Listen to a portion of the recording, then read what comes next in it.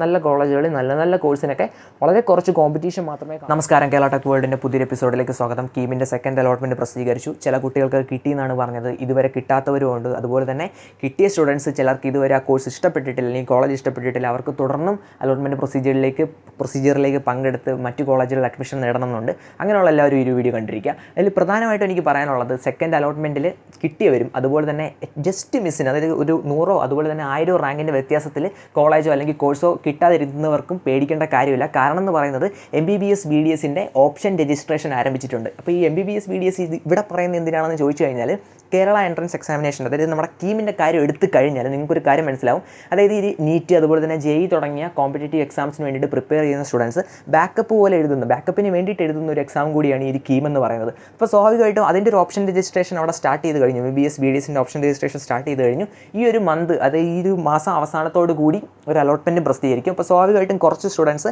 ആ ഒരു ഭാഗത്തേക്ക് പോകും. അതുകൊണ്ട് തന്നെ ഈ ഒരു കീമിന് കുറച്ച് സീറ്റുകൾ ഒഴിവ് കിട്ടും.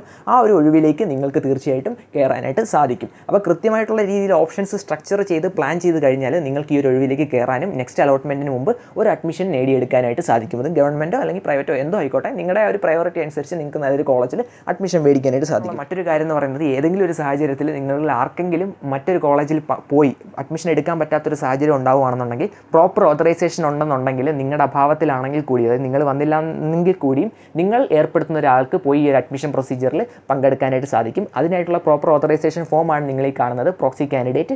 ഈ ഒരു ഫോം കൃത്യമായിട്ടുള്ള രീതിയിൽ ഫില്ല് ചെയ്തതിന് ശേഷം ഒരു ഗസറ്റഡ് ഉദ്യോഗസ്ഥനെ കൊണ്ട് അറ്റസ്റ്റ് ചെയ്ത് കഴിഞ്ഞാൽ ഈ ഒരു പ്രോപ്പർ ഓതറൈസേഷൻ കാൻഡിഡേറ്റ് അസൈൻ ചെയ്യുന്ന ആൾക്ക്, അതായത് ഇപ്പോൾ കാൻഡിഡേറ്റിൻ്റെ അച്ഛനോ അമ്മയോ ആരോ ആയിക്കോട്ടെ, അവർക്ക് ഈ ഒരു പ്രോപ്പർ ഓതറൈസേഷൻ കൊണ്ട് കോളേജുകളിൽ ഹാജരായിട്ട് അഡ്മിഷൻ എടുക്കാനായിട്ട് സാധിക്കും. ഇത് കാൻഡിഡേറ്റിന് എന്തെങ്കിലും എമർജൻസി കേസ് ഉണ്ടാകുന്ന സാഹചര്യത്തിൽ മാത്രമേ ഇത് യൂസ് ചെയ്യാവൂ. വെറുതെ ഒന്നും ഇത് യൂസ് ചെയ്യരുത്, അതോടൊന്ന് മനസ്സിലാക്കുക.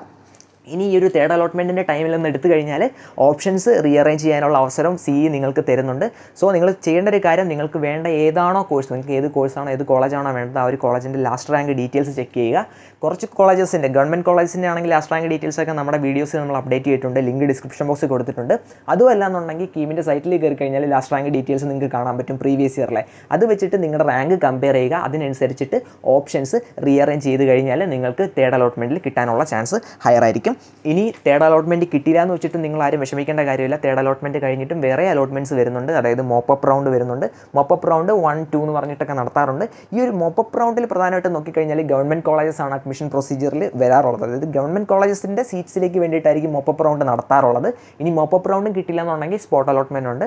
സ്പോട്ട് അലോട്ട്മെൻറ്റ് നിങ്ങൾക്ക് അറിയായിരിക്കും, ഓൺലൈനൊന്നുമല്ല, ഓഫ്ലൈനാണ്. നിങ്ങൾ നേരിട്ട് കോളേജിൽ പോയി അഡ്മിഷൻ എടുക്കുന്ന ആ ഒരു പ്രക്രിയയാണ്. അതായത് ഈ ഒരു മോപ്പപ്പ് റൗണ്ടിനൊക്കെ ശേഷവും കോളേജുകളിൽ വേക്കൻസി റിപ്പോർട്ട് ചെയ്യും. ഇങ്ങനെ വേക്കൻസി റിപ്പോർട്ട് ചെയ്യുന്ന മുറയ്ക്ക് കോളേജുകൾ ഒരു ഡേറ്റ് ഇഷ്യൂ ചെയ്യും. ഒരു ഡേറ്റ് പല കോളേജുകളും പല ഡേറ്റ് ഇഷ്യൂസ് ചെയ്യും. ആ ഒരു ഡേറ്റ് ആ കോളേജിൻ്റെ വെബ്സൈറ്റിലും അതുപോലെ തന്നെ ദൃശ്യമാധ്യമങ്ങളിലും അതുപോലെ തന്നെ പത്രങ്ങളിലും ഒക്കെ നിങ്ങൾക്ക് കാണാനായിട്ട് സാധിക്കും. ഈ ഒരു ഡേറ്റിന് നിങ്ങൾ ആ ഒരു കോളേജിൽ പോയി അറ്റൻഡ് ചെയ്ത് വേണ്ട ഡോക്യുമെൻറ്റ്സ് ഒക്കെ സബ്മിറ്റ് ചെയ്ത് ഫീസ് അടച്ച് നിങ്ങൾക്ക് ആ ഒരു കോളേജിൽ അഡ്മിഷൻ എടുക്കാനായിട്ട് സാധിക്കും. സ്പോട്ട് അലോട്ട്മെൻറ്റ് ഏറ്റവും വലിയ ബ്യൂട്ടി എന്ന് പറയുന്നത്, വളരെ കുറച്ച് ആൾക്കാർ മാത്രമേ അവിടെ കാണൂ. നല്ല നല്ല കോളേജുകളിൽ നല്ല നല്ല കോഴ്സിനൊക്കെ വളരെ കുറച്ച് കോമ്പറ്റീഷൻ മാത്രമേ കാണൂ. അതുകൊണ്ട് തന്നെ നിങ്ങളുടെ റാങ്ക് ചെറുതായിട്ടൊക്കെ ഒന്ന് ചെറിയൊരു റാങ്ക് വ്യത്യാസത്തിലൊക്കെയാണ് നിങ്ങൾക്ക് നല്ലൊരു കോളേജ് അഡ്മിഷൻ പോയത് എന്നുണ്ടെന്നുണ്ടെങ്കിൽ സ്പോട്ട് അലോട്ട്മെൻറ്റ് പങ്കെടുത്തു കഴിഞ്ഞാൽ നിങ്ങൾക്ക് കിട്ടാനുള്ള ചാൻസസ് ഭയങ്കര കൂടുതലാണ്.